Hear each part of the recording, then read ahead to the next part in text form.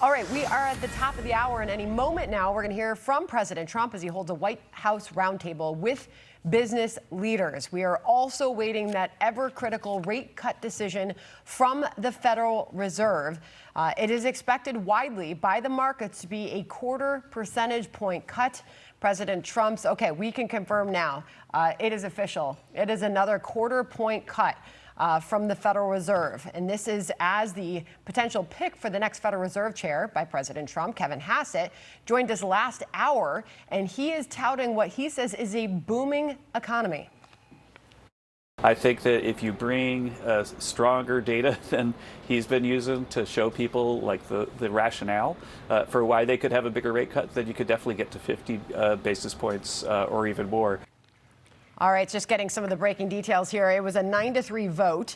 One of President Trump's picks there inside the Fed, Myron, wanted a 50 basis point cut.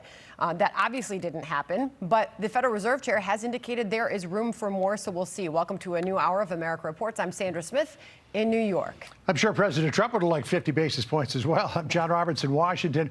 Markets and economists are on edge, waiting to see if the moment matches what the economy is doing, as we wait to hear later on in the press conference what Jay Powell has to say about President Trump's economy. Okay. So we are watching markets, which have been up throughout the trading session today and still remain so. The S&P 500 up 16 points. With us now is Mohamed El-Erian, Gramercy Funds Management Chair and Allianz Chief Economic Advisor. Mohamed, great to have you here for this moment. Why is it so critical what is happening with this Federal Reserve interest rate cut and for everybody watching at home, their money and the American economy? So the interest rates impacts a lot of things, including, most importantly, the cost of borrowing. It also signals to businesses what they can and should do and where they should be cautious. So what people are going to look at is not just the fact that the Fed cut 25 basis points, but how is it packaged? Are they signaling more cuts ahead? Are they confident about the economy? And critically, there's something else that unfortunately people roll their eyes when I mention it, but how they're using their balance sheets. These are the sorts of things that people like me will be watching. Okay.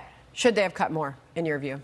No, I think 25 basis is the right thing. I wish they had started earlier, and I wish they indicate they're going to go further. That feeds into President Trump's too late Powell nickname. Are you on board with the president's criticism of the Federal Reserve Chair? I am, and I've said it with you that they should have started cutting in July.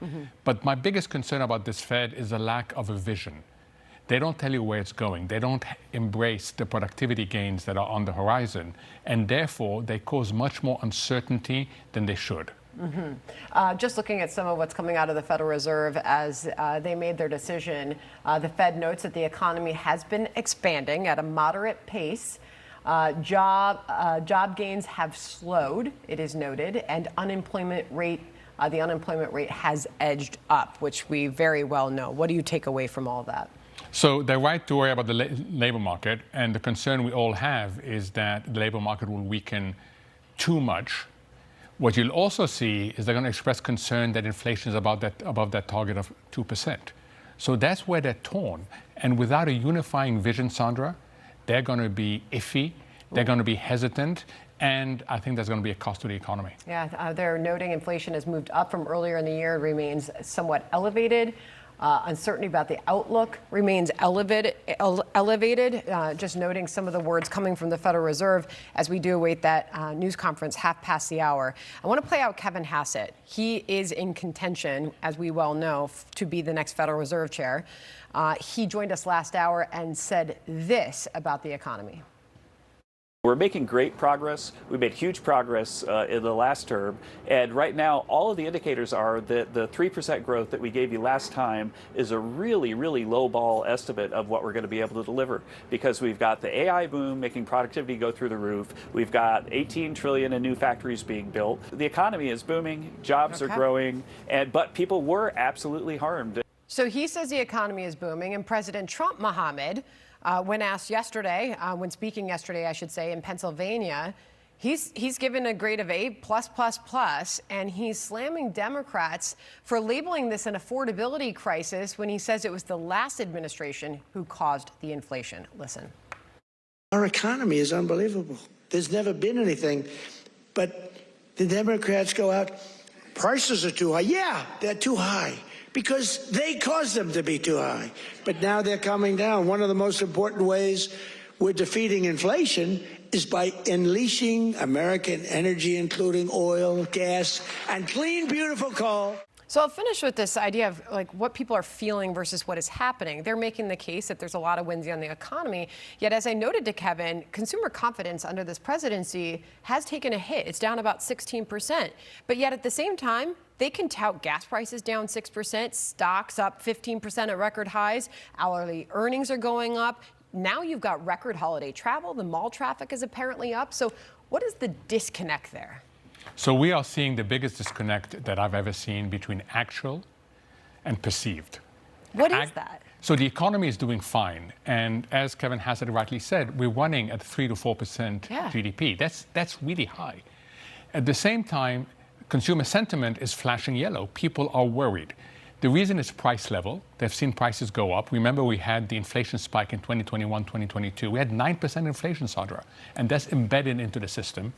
The second is people are worried that this AI will leave them behind. So while AI is driving the economy, they're worried that growth will stay up here, but employment will be down here. And that is an issue that we have to make sure that as we deploy AI, we deploy it in a labor-enhancing way, not in a labor replacement way. Real quick final thought on that. People watch you, and we introduce you as the Obama economist, as you were. And it sounds to me like you're agreeing with President Trump that a lot of things are going right now. But he's had to deal with a big mess, and that was that sky-high inflation that happened in 21 and 22. So I'm a technocrat, and I was on a bipartisan Obama committee. But think of me as a technocrat. I'll tell you how it is. Right now, the issue for the economy is twofold. One is debt. We haven't talked about debt, and we have to worry about that. For our kids, that's going to be a real issue. And second is getting this AI revolution correct. It is promising us huge productivity growth, huge economic growth, as long as we deploy it well. And we need to talk about this because this is an opportunity of a generation ahead of us. If we get that right, then issues of affordability, issues of indebtedness, issues of inequality can be dealt with. If we get it wrong, these issues will be worse. I really appreciate your perspective. We're really trying to get this right for our viewers, for the American public, dealing with just the facts, because there's a lot of politics getting in the way of what is actually happening. We appreciate you, Mohamed.